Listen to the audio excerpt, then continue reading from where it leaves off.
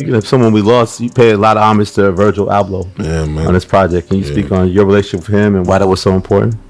Yeah, man. I mean, because, man, apart from the fact that he was the greatest designer ever, it's like he was such a big inspiration to us coming from where we're coming from.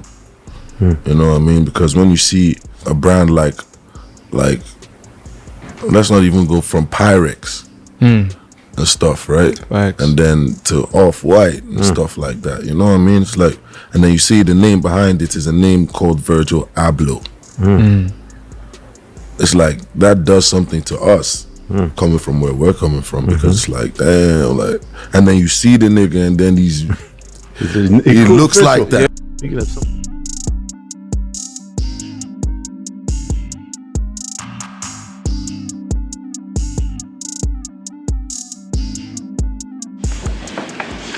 Push that.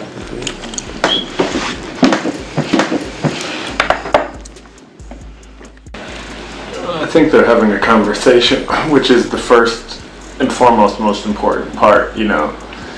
And the way I see it, it's like brands are starting to have a new type of dialogue with the customer.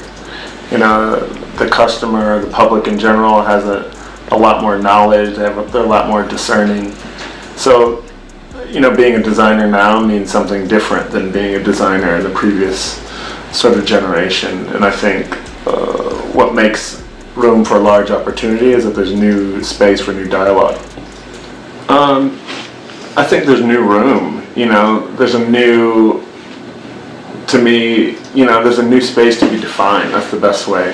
Like, I don't think we've yet to see how substantial and how innovative and how creative this new merger's meant to be, and you know, my work is focused on making it, you know, making tangible examples, whether that be a fashion show or a garment or a collaboration, just to find space. And I've always been about like discovering by doing. So that's sort of my, you know, I take that as my personal goal, is to understand what this new ethos in design can breed, like new, you know, new collections, garments, and new ways that fashion can relate to the public. Yeah, you know, I'm not sort of like comfortable with like a status quo.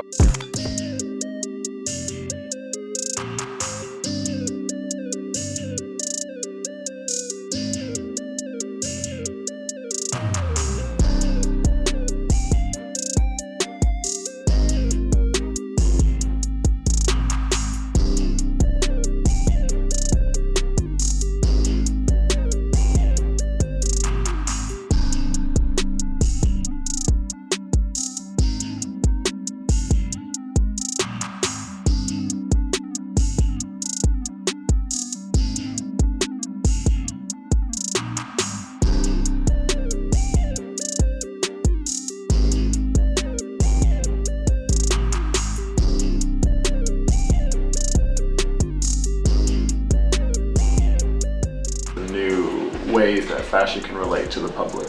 Yeah, you know, I'm not sort of like comfortable with like a status quo. You know, it's important to note too, originally I was just a, you know, consumer. I was the person that was just buying things that were interesting. I came from an era within streetwear in New York, in Los Angeles, in Japan, that there was sort of like great vibrance because it was new and sort of an independent market. And then obviously times are different. So instead of, when those brands or designers, those things weren't sort of able to continue, I saw a void, you know, picking up the conversation where they left off. And so for me, it's just about, you know, expressing ideas and sort of building a project that's sort of tangible in a way. It's easy, you know, it's in the history books. You know, there's already stores on streets for that. I think we have yet to see what's the future, what's fashion look like past, you know, Yves Saint Laurent's idea of ready to wear. I think that now we are in a generation where us as sort of participants in this sort of streetwear culture can sort of dictate and build. More than anything, I feel like I'm a descendant of, everyone from Kanye West, Pharrell Williams to Basquiat or Warhol. I'm no one, sort of, as the first statement. Second statement is we're a part of a generation, an art history, a movement that goes beyond just the website Hypebeast. Before we were sort of documenting these products, it was, there was the sex shop with Vivienne Westwood and Malcolm McLaren. There was Nigo and Hiroshi sort of crisscrossing and sharing street culture ideas. But, I draw that line all the way back to the Renaissance or, these art movements. So, essentially I'm just an assistant to the people that came before me, trying to add to the design that goes forward for the next generation to continue. Like, I'm not anything, I'm just creative. There's different words, there's different boxes to put types of creativity into, which I'm not that preoccupied with. I'm only interested in making relevant ideas. All of them, everything's sort of equally weighted for me. Every project I take on, I try to swing as hard as possible and make it as sort of potent and as good. I don't do a project that I can't sort of grasp around. And I think more than anything, I'm sort of focused on this sort of lineage of work and sort of consistency across different. That to me is more important than a particular project and what the resonance is on that. It's that if I did something in an album cover, a sneaker design, an in-store experience, or a temporary flyer on my Instagram, that everything sort of is rooted in some principle that's signature to my work. I think because, it's like this shirt that I made that's behind me. It says post-modern. It's this idea that if it's been done before, you want it sort of refreshed just enough for it to be engaging, to recognize it. And so what I've been doing, or sort of my own work, is sort of like making work, sort of just, thinking freely, but then also analyzing that work to understand why it resonates. So then future work is based off of the analysis plus that creative spark, and I'm about, for me, it has to have a rationale. Design is just design. It just sits on the table. But unless there's a rationale or a thought process behind it, then to me, is it valuable? So, that's just how I think. It's a design. The lectures they're sort of, I've yet to work on sort of my first book, sort of the cataloging all the work or sort of expressing the ideas. So those lectures, those are sort of like systems to communicate an idea. And a lot of what I think is missing from our culture is discourse, whether it be critical, whether it be instructional, whether it be motivating, whether it be here's how to actually do this, just don't be a consumer. And those epiphanies I had for myself started the work. And my idea is, if I'm sort of borrowing airtime, I'm also going to give back. And sort of, to me, it's only better if this sort of community of streetwear actually grows and is a foundation. So it's not me just a sort of lone ranger, sort of exploring ideas, having these sort of valuable experiences in the past, going out to sort of achieve something for myself. That's not interesting to me. Yeah. The only thing interesting to me is my own body of work, and then working and being creative. But as you said, like Hypebeast comments themselves are interesting. That sort of like culture. I don't read any of it, but I can identify with that sense of sort of critique, humor, expressiveness that should dictate what those products look like that are up top of those comments. It's a community, and I'm interested in that. Like I said, I don't read them, but I can see an image and already know what the comments are. To me, that's a valuable design skill. And I could discount it, but I don't. I like it. I think it's our if our barometer is if a t-shirt is worthy of being made or not, or if a sneaker is actually adding to the culture. You know, I want the larger fashion industry and ecosystem to not see us, you know, as this sort of like fly-by-night trend, this sort of hyper-consumer. You know, there's real discerning taste. There's kids in our community that know, you know, Helmut Lang collections by heart. You know, there's kids with crazy archive collections. And then they also understand the sort of camaraderie amongst themselves. They understand that true mix. My only contention was that there's no designer that manifested that. You know, there's more. There's a lot now, which I think is great. You know, my true sense is just be myself in any sort of scenario. So I'm authentic to that. It's not like that to me is what should be happening in 2017. You know, I shouldn't be sitting like looking at photos of these important moments and wonder why are these other cultural things so important, but then these other ones are so separate. You know, I very much, you know, can sleep at night because there were Jordans at the Met, you know, and the Migos performed there. And, you know, to me, my work is sort of founded on that.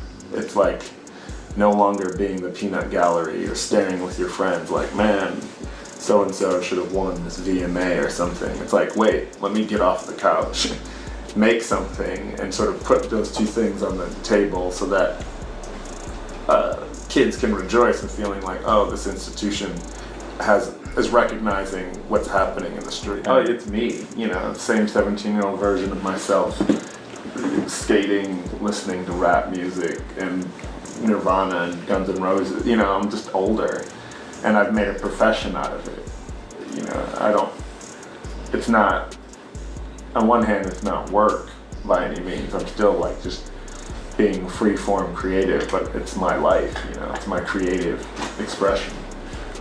To me, one of the main motivations is that, you know, I'm an optimist.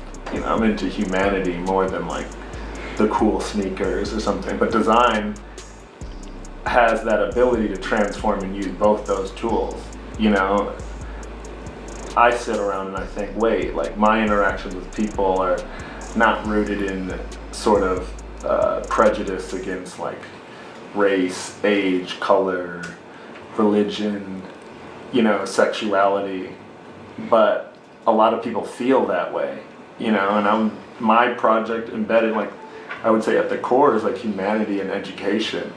Like we can use design, we can use trends, we can use brands, we can use good ideas to sort of share information. And so that's my main motivating factor, and I just use it as proof. You know, yeah, you can go to a job interview in a hoodie now. You shouldn't be hired whether or not you have the right sort of costume for the right persona.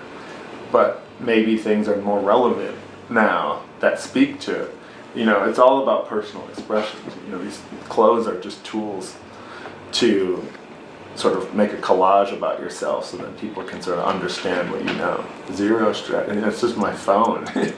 You know, like I've always made it a point to be friends with a varied group of people. That goes into like my optimism or whatever. And it's like,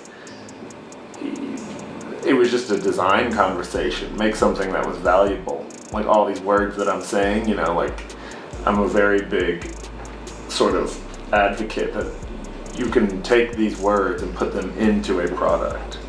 That's an epiphany. Like I didn't know that you could, you know, if the shoe is a shoe, like how can you say that it's supposed to like bridge all these gaps and be interesting for, you know, a tourist and a purist, someone that's obsessed with sneakers and someone that just literally doesn't care but looks at them and they're like, oh, you know, crossing all boundaries of is it streetwear, is it high fashion, is it for young, is it for old, you know, that can be designed in a whole ecosystem. So for me, you know, I'm thankful the response, but that's what I design. That's that's probably like goal number one, is make something that people cherish. You know, we shouldn't be making more shoes if they're not different to me. They should have a reason for existing. It's all personal feedback, you know, like if I get along and there's a spark, then something can be made together. So, you know, that's important to me. It's also important the iconography of certain things. You know, IKEA represents something, so you can design, and then you can also have a conversation with a dialogue. My approach to something that's, you know, that cemented in itself. Same with Nike, same with Champion. You know, I only collaborate with brands that I feel like I can have a dialogue on multiple levels with. I don't know. You know, I think, you know, timing, you know, a lot of people came before in a different era.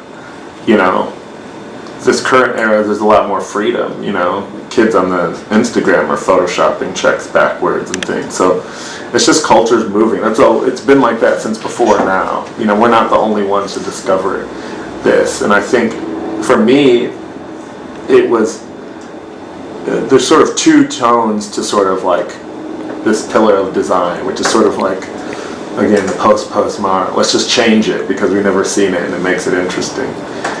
You can go either like a punk route, which is just like self-serving to the artist or something, or you can, the way I see it, is sort of like a goodwill, you know, and I took that approach. My thing with all the edits to the Nike was just reinforcing the iconography or the principles that the brand is. I was using it as a dialogue. You know, Roger Federer hitting tennis balls in the Jordan that say his name on it.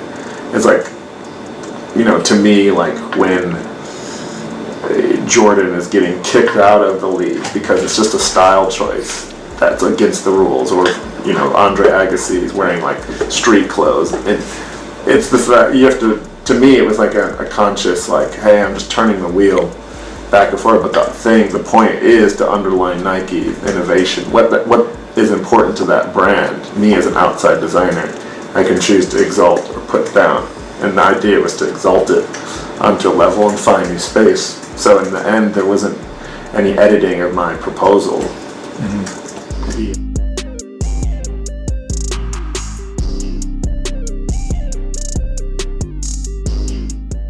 As an architecture student, like I had a professor that said I didn't have the pedigree or ideas or skill set to sort of work in any sort of important context. So every no is perfect for me. I thrive off a no.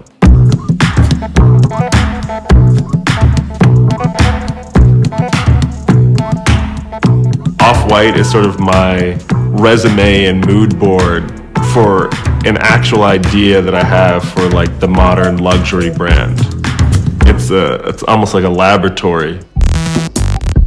For me, it's like my teenage years is the foundation for everything that I've sort of done afterward.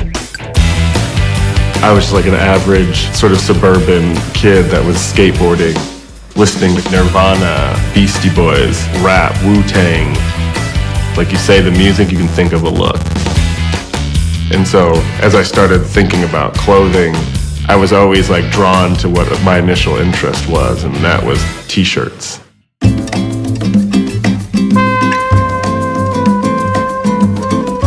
For Off-White, my contribution was I would take a young idea of streetwear, this idea that t-shirts and hoodies are important, but making that in the same factories as luxury houses.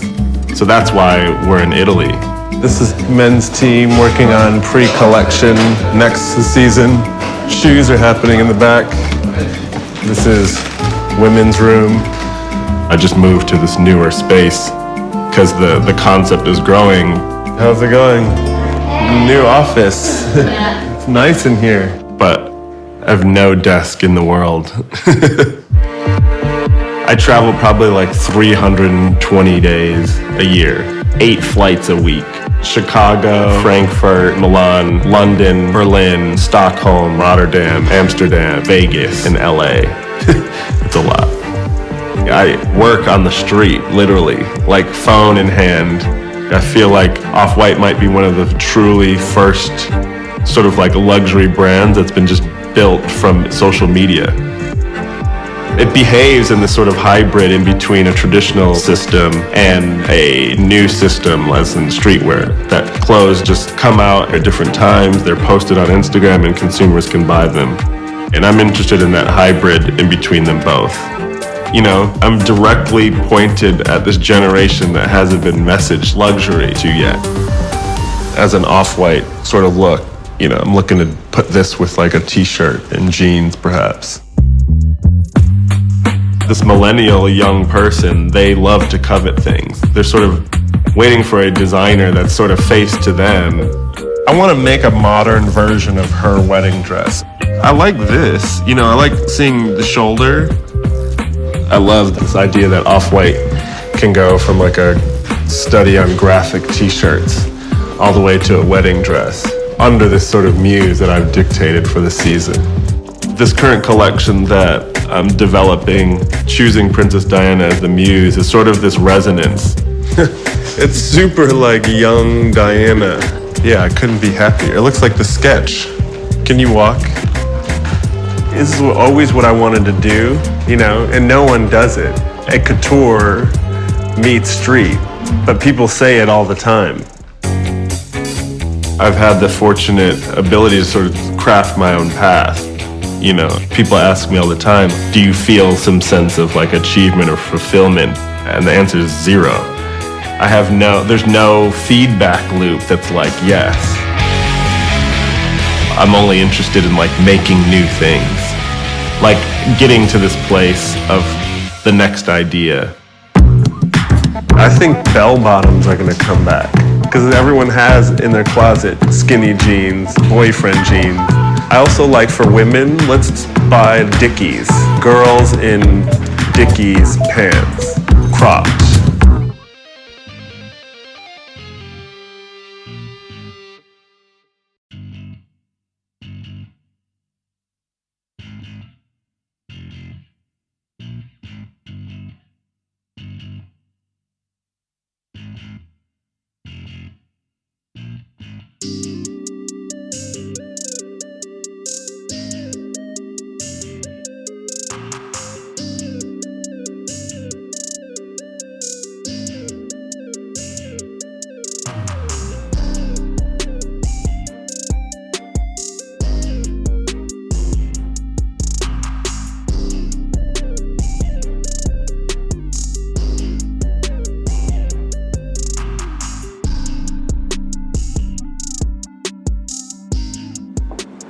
I think it's like a sort of camaraderie, you know, it's a sort of collective, it's a community, it's this idea that there's open space, whether it's music, whether it's fashion, whether it's, you know, culinary. It's not like necessarily a sort of specific thing, it's a collective consciousness. This is what we're into. This is the trend. Flannels or dress shirts. We're not into dress shoes anymore. We're into sneakers. We're not into, you know, it's like this sort of, it's the upside is it's this sort of international community that never maybe existed in such a cemented way. We have this thing, social media, where we can communicate, and we are just a world of young people. No longer just like a niche culture in one city of young people. That therein lies, I think, some sort of new space. You know, a kid in Tokyo and a kid in Kansas are essentially talking to each other. I think we're soon to be at that cusp. You know, I've seen sort of signs. You know, I've said this before, my idea is that you know, like all Rodeo Drive is updated. You know, Madison Avenue is like the storied history of these brands, but this new era, new style of design is sort of given that as a backdrop, and they sort of like, you get this sort of energizing, you get this sort of refreshed approach about design and culture, and those are inside the most like storied like brands. You know, that's what I think. I think we're a niche culture of designers. And I think we're also a new niche culture of artists, you know, and the more that we make collectively and sort of support and foster that we're going to see great works of art, we're going to see great designs, we're going to see great collections again, if that community is sort of fostered and it's sort of one designer pushes another, one artist does an amazing show, we get this sort of like synergy. You know, my brain is like of a whole, like 100% of like a pie chart, only like 15% is actual product, you know, or clothing. The rest of that, you know, 85%, it's like there's marketing, there's business, there's build out, there's pop-up shops, there's website design, there's digital, you know, there's culinary, there's furniture, there's, you know, all these other things that could serve that same ingenuity that we brought to t-shirts, you know. And that's more what I think is like, I think in the next 3, 4, 5 years that these like sort of like streetwear in quotes way of thinking about cell phones can give us a different type of cell phone. You know, I've been focused on this, that like streetwear might be an art movement that we just don't know. We might have just sort of like gave it the short end of the stick and called it, you know, a skate brand. And that's what my work is focused on. It's not necessarily limiting myself to this way of thinking in sort of having a dialogue with fashion and fashion history. It's like, how can it relate to how we can make different products across all realms? You know, I think like Uber is like a streetwear type idea, you know? To me, it's like, I often use streetwear as like a shorthand terminology for like being creative with limited to means. Like almost ready-made means. Like that's how a lot of this culture way of got started. Like, give me a skateboard, watch me do these tricks. Skate culture, you know, that's taking something and kids sitting for hours on end, like learning how to flip the board in different ways or different types of grinds or something like that. But in the same token, it's like, hey, we all love Polo, we all love Nautica, we all love Tommy Hilfiger. We need to make our brand that's smaller. It's not about getting big. Let's make a logo, screen print on it, sell it. That's, you know, it's like, hey, we're not going to look for a factory in China to make clothing. It's like, hey, let's buy this blank one, let's edit it. That's streetwear as the art movement. Then it's like Basquiat, you know, paintings, but then also going around Soho and graffiti, you know, Warhol, culture, an analysis on, you know, the pop culture at the time, screen printing, Brillo box, high art. You know, I think that the ethos of perhaps, you know, I'm just projecting, but using it as an example, like, oh, Steve Jobs gives us the App Store. It's like, wait, we have the ability to use these apps to like call and give the location. Somebody synthesized and it's like, wait, it's already here. Let me call this restaurant or call it, you know, hey, make a system to remove taxi drivers. That's that same sort of like, you know, hey, we were born in the 90s, now it's the 2000s, we have the internet. We're using technology, packaging it up, and now all of a sudden kids say, I need an Uber, I don't need a taxi. That's not, you know, that's why I use streetwear in quotes. It's not limited or degraded by this like sort of like youth obsession with a box logo t-shirt. It's a way of thinking. There's new roads to be made in that, and we're at the cusp of it. You know, we're only like 5 years deep. You know, 10 years, like the start to me, you know, obviously the start is like way everyone can say, but I would say like, you know, like Dogtown Z-Boys, like, hey, we have a shop, it's a skate shop, or, you know, you can't discount all the steps that got us here.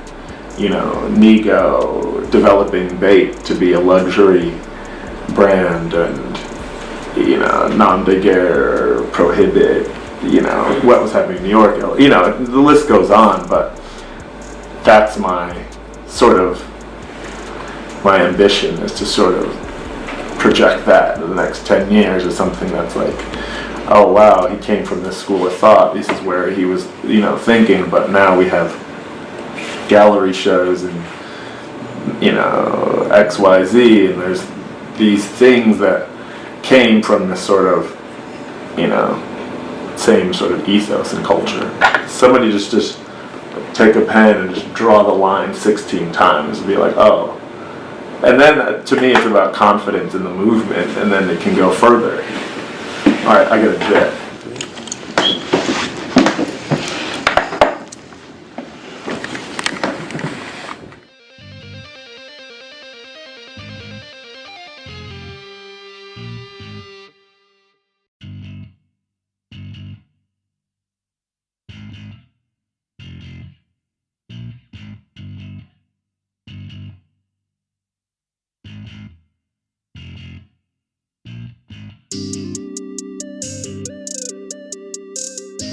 I got on campus, I said to my friends, my community, I was like, I'm only going to put 50% of my effort into school, quote unquote school, and I'm going to raise my interests up 50% to actively treat them equal. That's when I started DJing. That's why hip hop and music. I was like, that's not low. That's not what I do outside of school. That's what I do. That's what I'm into, skateboarding. And literally, to get to where I'm at today, if I hadn't spent so much time on that other 50%, being curious about art and learning things that weren't on my curriculum, I wouldn't sit before you today. There was a farmer's market that my roommate and I, we were getting, like, we weren't eating fast food. He was like, I want to be a chef. And I was like, you're my roommate. Let's do this. So my classroom just kept getting bigger. You know, that's why I travel. That's why I don't see a limit between Paris and Chicago. It's like, I live here, but no, that's not, there's no limit. And I think that young people, I know it's hard. It's lofty goal to be like, don't believe in, abolish the stereotype, and don't believe in the box that they put you in. But life is so short that you can't waste even a day subscribing to what someone thinks you can do versus knowing what you can do. And that's like the switch. It's like the switch in your head is if you can get to a place where you can act on that in the next hour after we're done speaking, I guarantee you it's a domino effect.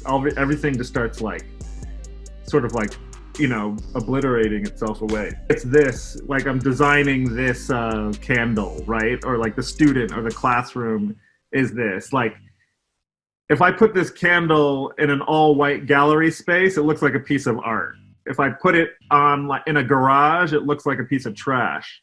You know, like someone would throw it away. It's dented.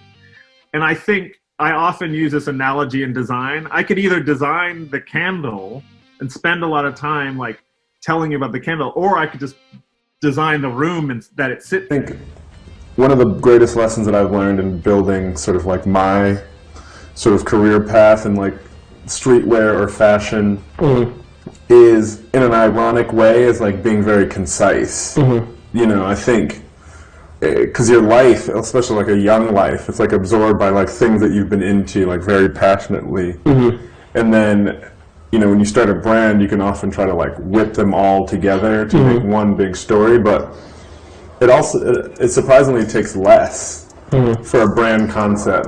The less it is, the stronger it is. The more focused, the more, you know, when your brain starts drawing parallels between, say, like Olympics, Nintendo, and anime, then it can start to get a little bit like fuzzy as to like what does the brand really mean. You know, like the biggest trick in design that I use is just like hyper focus and then repeat.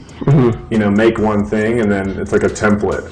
So when I see this, I see like 7 brands. You know, 7 strong brands. Like, and you said some amazing like things that you might not even realize because you're so like into the whole world. You know, this is you, and then you have one brand. You know, it's also smart to realize it's like you don't just have one brand in you. You know, it's like there could be more. So just going back out of things that I've heard in your sort of pitch, that you should consider like focusing in on that and not everything. Now you're just working for yourself. Like as you go on over like the next time period, like you should be thinking, not necessarily, that's why collabs work. It's like, hey, I'm gonna do a collaboration with this brand or this model or this website, then all of a sudden they start talking about it, and then you're talking about it, and then now you have two people talking about the same thing, which is going to grow your audience. Right now, if all your stuff is just kind of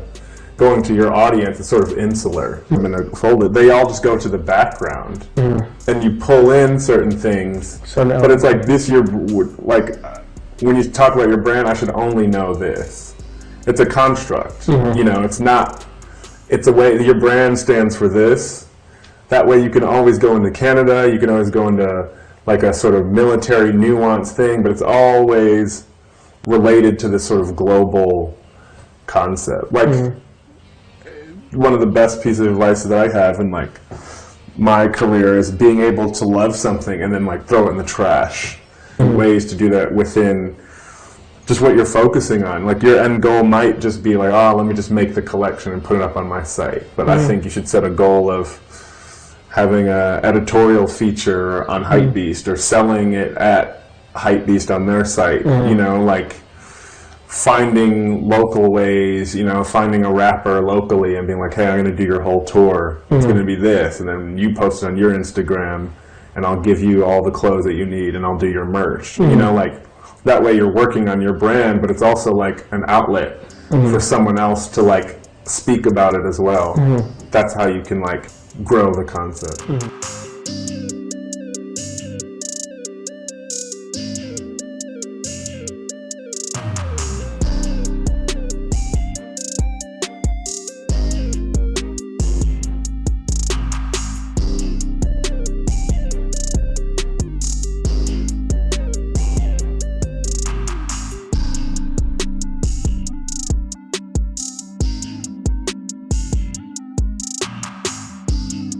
It's also not a fashion brand. Of course it is, but it's to inspire kids. If you think Off-White's too expensive, that's great. You're supposed to make your own t-shirt brand. This project that was made to inspire. It's targeted towards the demographic that can afford it. But for that demographic that can afford it, it's meant so that you start the competing brand that's better than Off-White.